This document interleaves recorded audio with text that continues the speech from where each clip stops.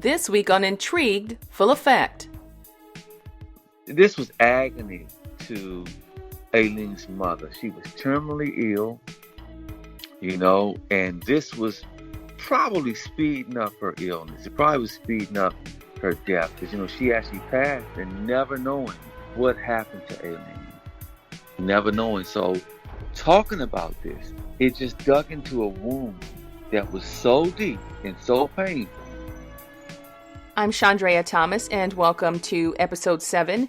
In this podcast, I talk about curious cases, disappearances, and other stuff. And today I'm talking about the curious case and murder of 36-year-old Allean Logan from Washington, D.C. A while back, I spoke to her family about her missing persons case, and I was planning to do an episode on her disappearance. But there was a dramatic turn of events. Within the last month, her missing persons case became a homicide. Allean's family revealed to me that her remains had been found. I also discovered that the National Missing and Unidentified Persons System, or NamUs, helped crack the case. I will get into all of that in the episode. I spoke to her family and police about the case. This is what happened.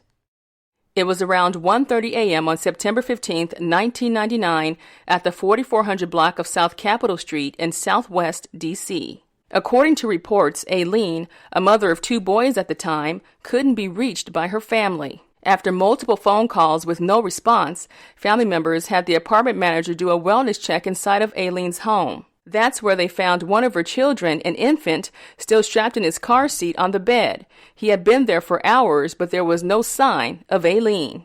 She had vanished, and that's when the 18-year-old mystery began. I spoke to her nephew, Henderson Long, about what happened to his family after that night. Henderson Long, thank you for taking the time to talk with me today. I know we've had a couple of interviews in the past, month and a half or so.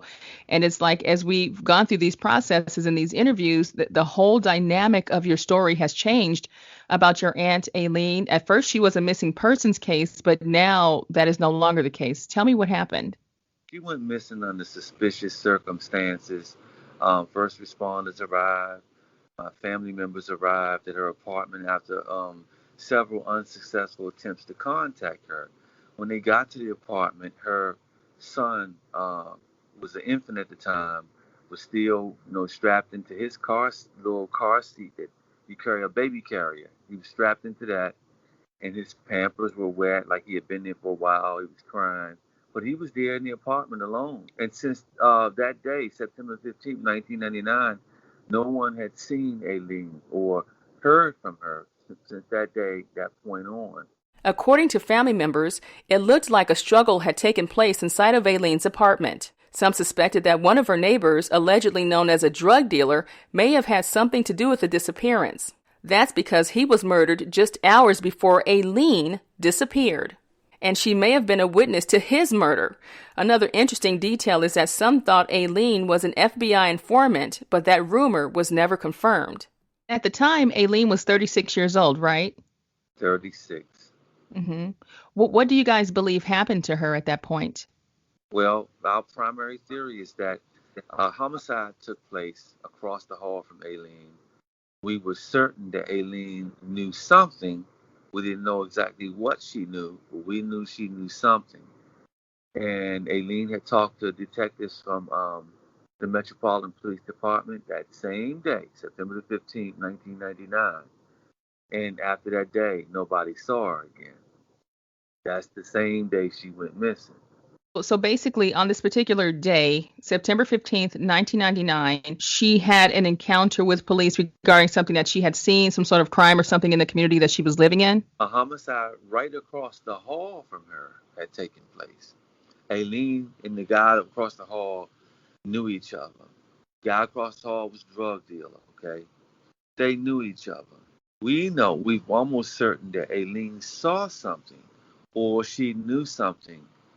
It's just too many things that lead us to believe that this is associated. It's just almost like common sense, The day you talk to detectives, the same day you turn up missing. Because nobody else really had it out for Allean or really would want to do harm to her, that we know of anyway. As far as witnesses in the neighborhood at that time, did you guys ever get any indication of people who saw anything, saw her with anyone that particular day, aside from the police or any of that? I heard chitter chatter. When I say chitter chatter, the streets was talking to me, telling me that Aileen was seen uh, taken out of the building forcefully by two men. But nobody could give me a physical description. Nobody could give me a time of day. No, none of that. So that really was a dead end. That one theory that she was forced out of her apartment. I think that Aileen was enticed to come out under one pretense, like um, I got some weed for you, Aileen, or I got this for you, I got that for you, just to get her to step out of the apartment or to step out of the building. I don't think she intended on leaving for a long time. I think once they got Aileen in a vulnerable position, that's when they took advantage of her. That's when they pretty much abducted her, because had they tried to take Aileen out of her apartment, just take her out of there, it'd have been a fight. People would have heard something. It would have been a big ruckus because Aileen was a fighter. She was petite, but you'd have heard something. People would have heard something. People would have heard her kicking and screaming and fighting. So we don't think that they took her out that way, or maybe they incapacitated her or something to get her out of there. But they didn't walk her out of there. I know that for sure. She didn't walk out of there. They didn't force her out of there, walking her out of there. She wouldn't have left her baby alone either. Absolutely not. Absolutely not. She wouldn't have did that. That's something that we certain of. And we were right. We knew all along that Aileen pretty much was a homicide. We you always still want to hope for the best. You always still want to hope that maybe, she was in some type of witness protection program, and through by the work she was doing, maybe they had to take her and move her away and give her a new identity. You think all kinds of stuff. And this is what my family was thinking. And they were kind of in limbo. They were kind of like in actual purgatory, meaning she wasn't dead, but we didn't know whether she was alive. So they were stuck there for years. Aileen was spotted and seen by her family with people we know who were working for the FBI. And the FBI was called in because there were so many homicides that the police department couldn't keep up.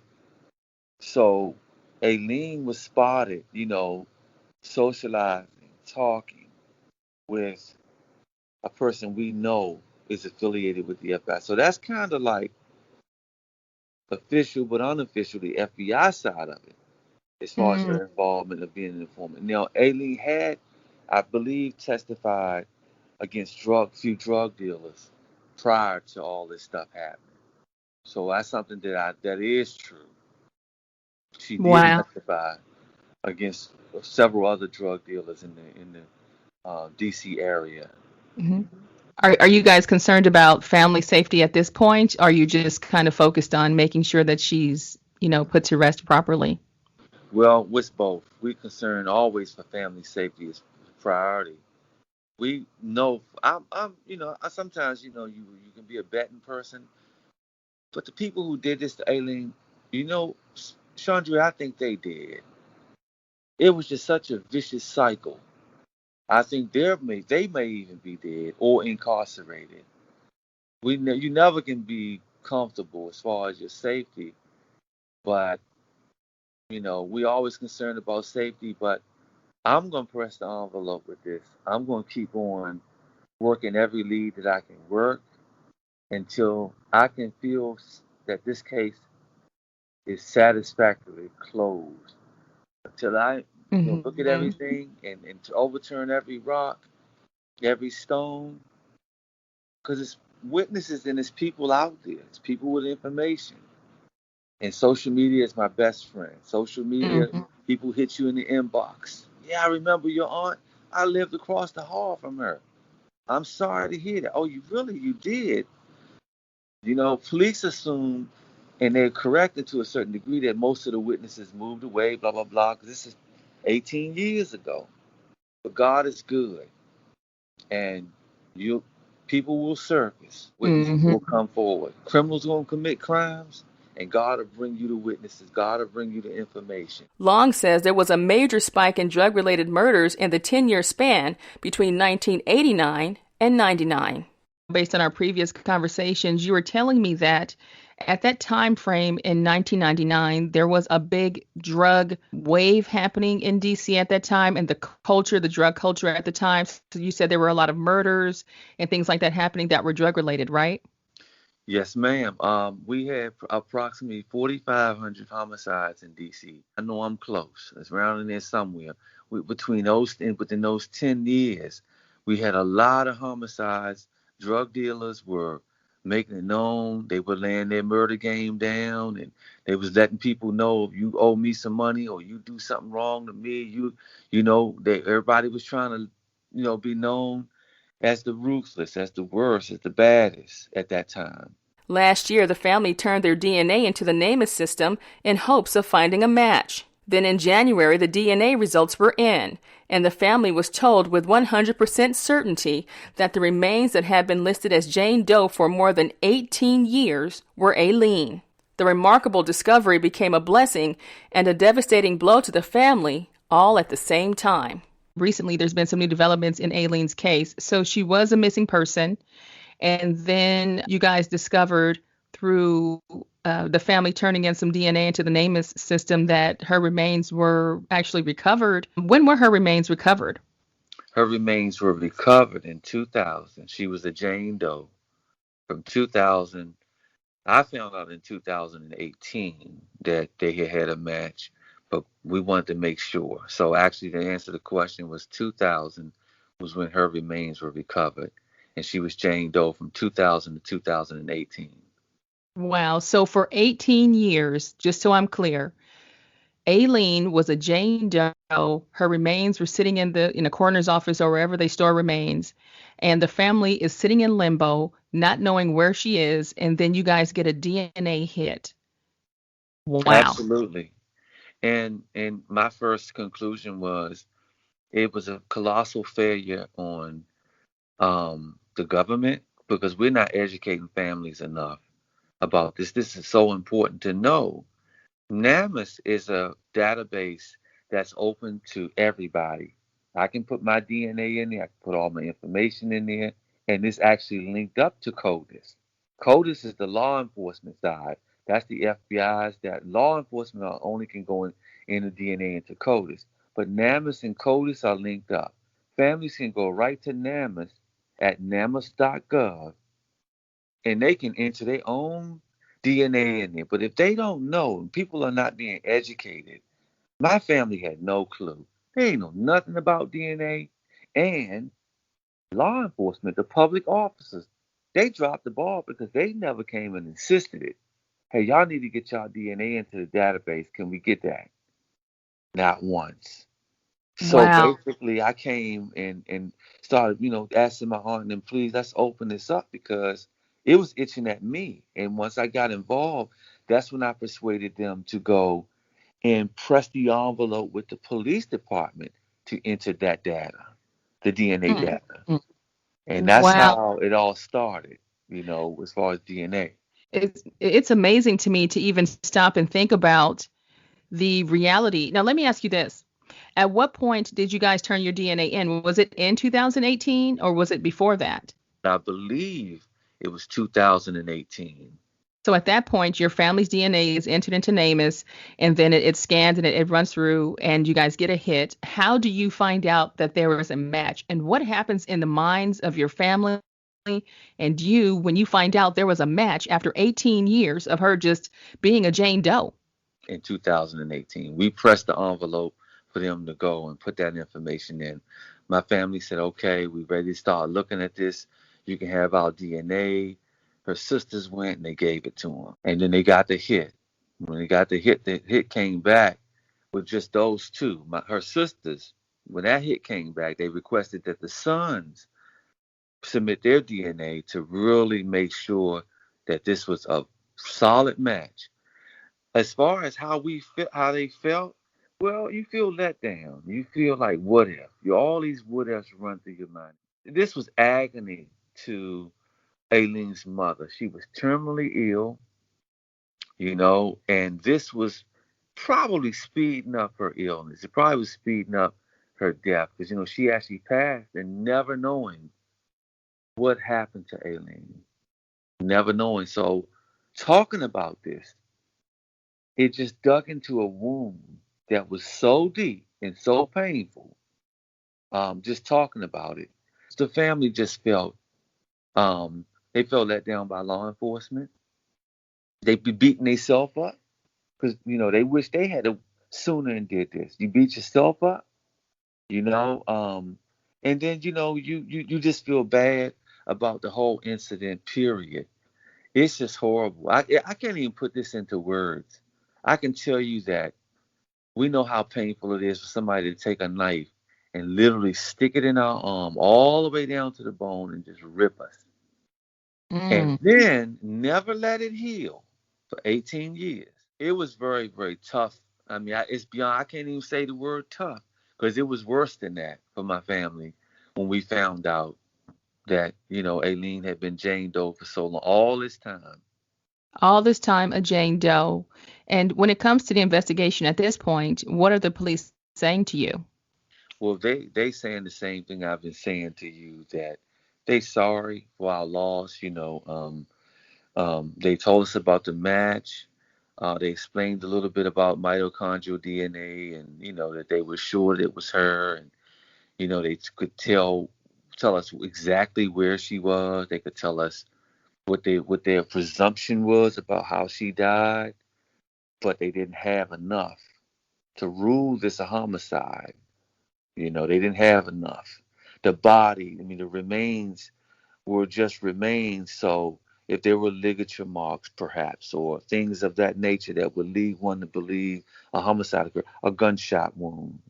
But when it's just remains there, and none of that is speaking to you, none of those type of trauma to the body is there, then they can't say it's a homicide. It's got to say it's undetermined. So they're saying that they can't determine her cause of death? They can presume what happened based on where she was, but they can't say with medical certainty. The medical examiner is the man. He tell you and examine the body and tell you that the body is speaking to us, telling us this, but none of that was available. Meaning he didn't have a gunshot wound. He didn't have blunt force trauma to the Mm. head. He didn't have broken bones, or all he had was a set of remains there. That's all he had. Wow. Let me ask you this. Were you surprised at, I know you can't tell me where she was found, but are you surprised at where she was found? Not at all. Not at all. I wasn't surprised at all because I done seen a lot over the last couple of years. I done seen quite a few things, and um, you got some slick individuals out here. That's all I'm gonna say to you. Very predatory in nature, and you know, you know what they do, Chandra. They this is what they were doing at the time. They was killing people. They were professional killers, and unfortunately, my aunt got somehow got caught up in that whole web of violent culture at the time, and it was so Mhm. unfortunate. She was loved by so many people. Great mother, very protective over her kids. Beautiful person, a beautiful woman, And from what the people, because I really didn't know Aileen. I'm going off of the family. I'm going off of people in the community, the street. And from Mhm. everything I heard about her, she always had her kids with her. She had them on her hip. And she'd be walking. She had them with her. So she loved her kids. Can you answer this question? Can you tell me how far away from her home was she found? Not even a mile and a half. Oh, Not man. even a mile and a half. If it's that tops, I can walk. It's a good little walk. That's a little walk, yeah, but I can walk. That's how, Sandra, that's how close it is. If it was a Mm, mile, if it was even a mile, I don't even give it a mile. Half a mm, mile. mm, mm. Wow. I reached out to the Metropolitan Police Department about the case, and I was told it's now being investigated as a homicide. No charges have been filed in the case, and no suspect has been named. Police also say they're continuing to investigate and follow up on leads and tips in the case, adding that all cases are treated equally regardless of age, race, gender, and time of year. Right now, there are 35 open cases of missing black people in D.C. As for the number of black murder victims, they had 160 in 2018, and 106 of those cases are closed. As for 2019, so far they're looking at 20 cases, and 2 of those cases are closed. I had to ask what the family planned to do next, and the answer was simple. Well, we're waiting to see how the detectives, whether they're going to actually close the case or not. On the law enforcement side, whether they're going to close it or not. I know on the private end, we're going to work every end of it. We're going to continue to. I don't have nothing to lose. You know, whatever little bit of money I have, I'm going to use that towards investigating this case and Mm-hmm. keep digging up stuff. But as far as we're just waiting on law enforcement to tell us what y'all are y'all going to close it as is, undetermined, and not look into it any further, or are they going to go move forward with it? You know, to try to investigate to figure out what happened to her. Long says Allean's 2 sons are doing okay, and now they have some answers about what happened to their mother. They didn't know her. But when we get older, we look at things differently. We value things different. So we're the whole family doing this for them for when they get older. Now they'll have some answers. They can Mm-hmm. give their mother a memorial service, recognize her, and understand she's passed on and not be in limbo. I'm wondering, once you go through this entire process, what do you think is the biggest lesson that you've learned and that you want people to understand for themselves moving forward? Well, my as an advocate, I would want people to know about the NamUs website, which is namus.gov. At any time when you have a missing person, I always urge the community to take their own case seriously. If you have a missing loved one, report it to law enforcement and get in contact with NamUs immediately, especially if you think it's foul play involved. Because, a lot of the times, the technology saved the day. The technology will help bring a lot of these people closure. So that's what I would say as an advocate, but as a protector, as a family member, I would say to families, know your loved ones' patterns, and try to avoid certain circles of people. You know, um, if you have a problem, or like maybe a drug problem or whatever, I urge people to get help. You know, Mm-hmm. wherever it's drugs, it's gonna be guns and it's gonna be death. Women, be careful, especially women who live alone, single women. It's just some violent people out here that they'll come into your home and they hurt your family. So I just tell people to be vigilant in their community, look out for each other. If you see something, drop a letter in the mailbox. You gotta come forward, but give that detective that information so he can go ahead and move forward and have some idea of what happened and where you need to go. Because if they kill once, they'll kill again. We never Mm-hmm. safe. We never safe. Do you have any final thoughts regarding whatever the messages that you want people to take away from your story? I want people to know that missing persons cases are serious. That these photos that you see are more than just photos. People's photos on a piece of paper. These are human lives that loved ones are searching. And I just want to encourage the community to get involved with all efforts, and anybody who's working in this arena. It's going to touch everybody's family sooner or later, indirectly or directly. And that would be my final thought, is that we all in this together. Everybody's in it together. All right, Henderson Long, thank you very much for talking with me. And yeah, it's like I was saying before, it's interesting how we're having these conversations before about Allean's case, and then all of a sudden, the developments, everything changes, and so, the missing persons case turns into, a homicide case, and just to find out the details about what happened is just really, wow, it's really striking to me. And it could be something like you said, as simple as turning your DNA in, especially when you have a missing loved one, and it could, that could have saved you guys years of agony. Well, I appreciate you highlighting this case because Aileen was disenfranchised from the beginning. She had fell on hard times. She, started maybe using drugs, and she got into that life. And, I'm certain investigators really didn't look at this like they wouldn't look at other cases, maybe. And at that time in '99, we weren't where we are now with missing persons. We've came a long way across the country. Mm-hmm. So just doing what you're doing is really helping families. It's helping the deceased. It's helping the missing. So just keep doing what you're doing too. I certainly will. And thank you very much for talking with me about your aunt, Allean Logan. She is no longer a missing person, but she is a victim. And I think that it is important for her story to be shared because, the whole idea of how you guys found out, about what happened with her just based on essentially turning in your DNA into the NamUs system, that's really important. And I hope that people take that forward and that they understand the importance of submitting that DNA. And like you said, especially when you have a missing loved one out there. So thank you. You're welcome. Thank you too. When it comes to my final thoughts about this case, I think it's a tragedy that the family had to endure 18 years of not knowing where their loved one was. And for Allean's mother, it's worse because she died and never knew what happened to her daughter. I'm told it's also possible that she may have died from a broken heart. I'm thinking it's never too late to turn in your DNA, especially if you have a missing or murdered loved one, because one hit from the NamUs system can change everything.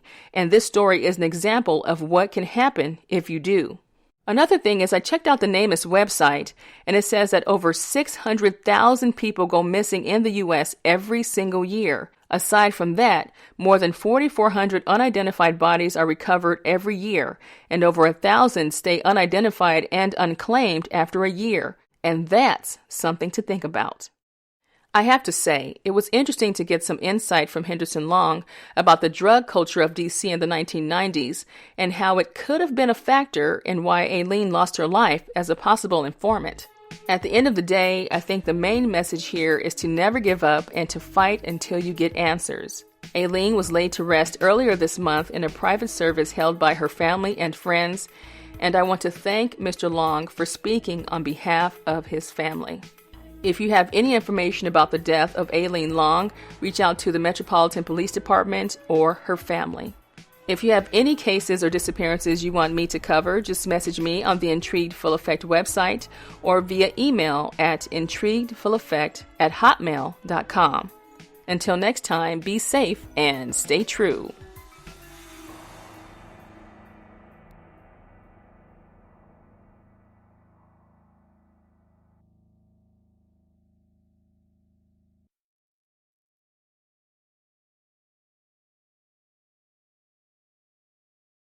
The views, information, or opinions expressed during the Intrigued Full Effect, Curious Cases, Disappearances, and Other Stuff podcast are solely those of the individuals involved and do not necessarily represent those of the host. The primary purpose of this podcast is to educate and inform. The host of this podcast assumes no liability or responsibility for any activities in connections with opinions shared in the podcast. The podcast and blog associated with it shall not be used in any legal capacity or as a basis for expert testimony. No guarantee is given regarding the accuracy of any statements or opinions made on the podcast or blog. This podcast uses copyrighted materials that were fully authorized by the owner. Music by Pond 5.